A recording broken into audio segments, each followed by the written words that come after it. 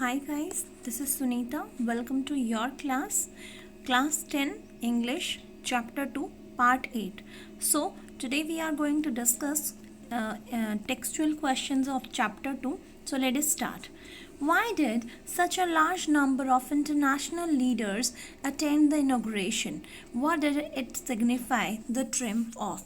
So the answer is, after a long period of white domination and bitter struggle against this, South Africa had become a democratic republic. The country was going to have a democratic, non-racial government. Nelson Mandela was going to be the first black president of the country. The installation of the new government was a historic moment. All the dignitaries of the world had come to participate in it. They included guests from all the countries and all the classes.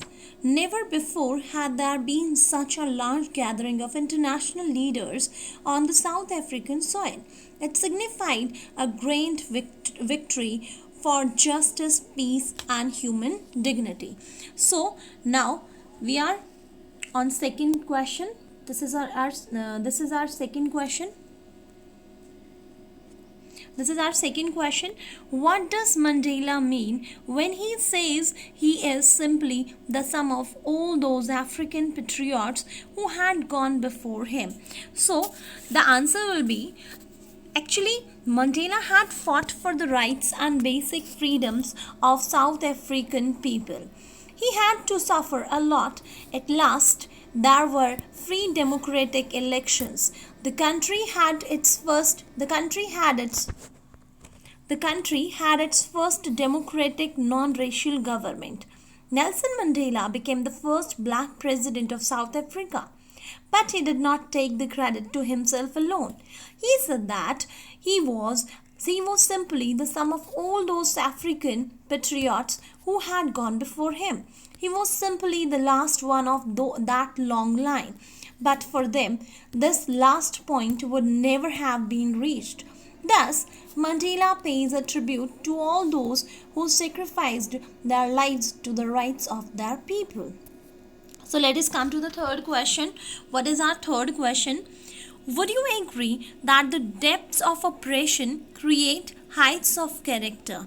How does Mandela illustrate this? Can you add your own examples to this argument? So let us discuss the answer, please. There's much truth in saying that depths of oppression create heights of character.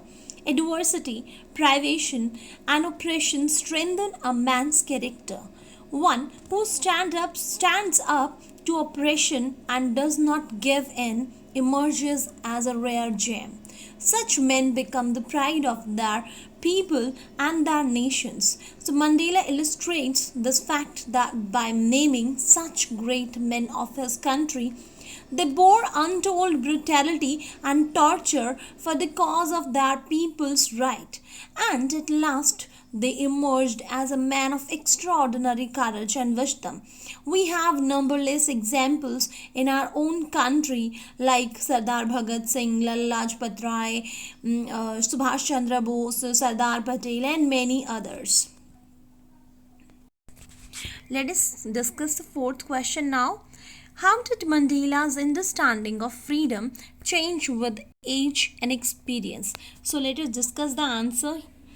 As a boy, Mandela meant by freedom the liberty to run in the fields near his mother's hut. It was also the freedom to swim in the clear stream that flowed through his village. As a student, it was the freedom to read what he liked and to go where he liked. But then he realized that all these were transitory freedoms. The basic and honorable freedoms were the freedoms that concerned everyone around him. They included the freedom to achieve one's potential, the freedom to earn, the freedom to marry and have a family, and the freedom to live a lawful life without any obstruction. Let us discuss fifth question now. How did Mandela's hunger for freedom change his life? It was the desire for freedom of his people and to lead a life with dignity and self respect that animated his life. That changed a fearful person to a bold one, that drove a law abiding attorney to become a criminal. That that changed a family loving husband that changed a family loving husband into a man without home, that forced a life loving man to live like a monk. So